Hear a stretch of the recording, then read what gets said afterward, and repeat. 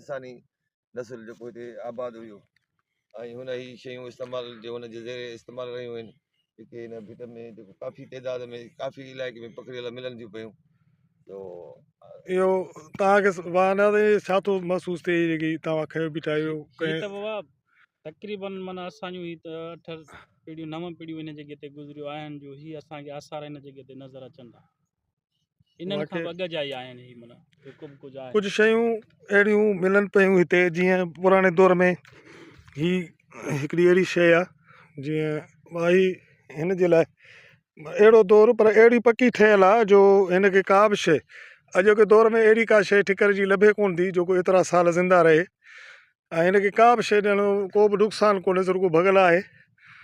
बहरहाल ही इंसानी शयूं आहिनि जेके हिते आबाद रहिया आहिनि इंसान। डॉक्टर साईं साईं हीअ ॾिसो न हीअ हिकु शइ आहे हाणे तव्हां ॾिसंदव त असां वटि जेको कुंभार आहे कुंभार जेको आहे सो थांव मिटी जेको आहे जंहिंमां ठाहींदो आहे जेकी असां वटि आम तरह मिटी आहे उन मां उहो ठाहींदो आहे ऐं उहो पचाईंदो आहे ऐं उन जो कलर ऐं हिन जो कलर ॾिसो केतिरो डिफरेंट आहे। हाणे हीअ हितां जी जेकी मिटी आहे हीअ उन मां ठहियलु आहे।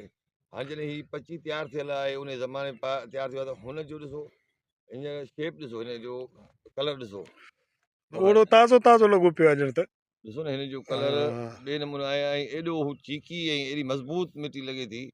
त जंहिंमें माना सुठी मिटी इस्तेमालु कई वई आहे हिन में तमामु बहितरीनु मिटी इस्तेमालु कई वई आहे। ही भानियादी कहिड़ी भिट सरबी आहे? ही ॿुओ बंगलो हिते पुराणो रेस्ट हाउस आहे साम्हूं आहे जेको अॼुकल्ह ज़बून हालत में आहे। डॉक्टर साईं तव्हां कुझु ॻाल्हायो त ही ॿुओ भिट वारी भिट आहे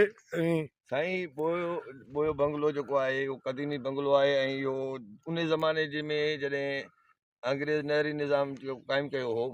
उन ज़माने में जेको आहे सो इहो तमामु बहितरीनु सिस्टम हूंदो हुओ उन ज़माने में त जेको आहे सो वाहन ते ऐं हिकिड़े हंधि जेको शाखुनि ते या उन्हनि ते हिकिड़ा एरीगेशन जा हिकिड़ा इंतिज़ाम ठहियल हूंदा हुआ बंगला ठहियल हूंदा हुआ जिते ऑफिसर्स ईंदा हुआ ऐं हुननि खे विज़िट कंदा हुआ ऐं उते रहाइश पज़ीर थींदा हुआ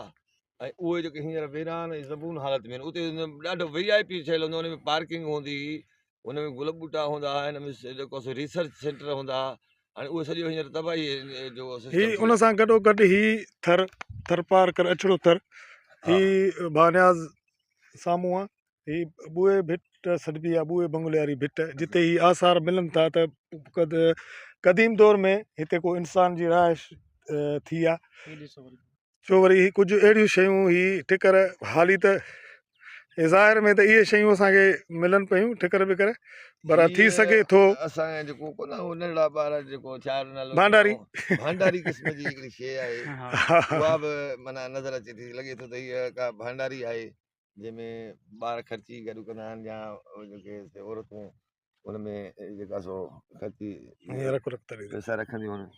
ऐं उहे गॾु कंदियूं आहिनि पंहिंजे वक़्त जी ज़रूरत लाइ।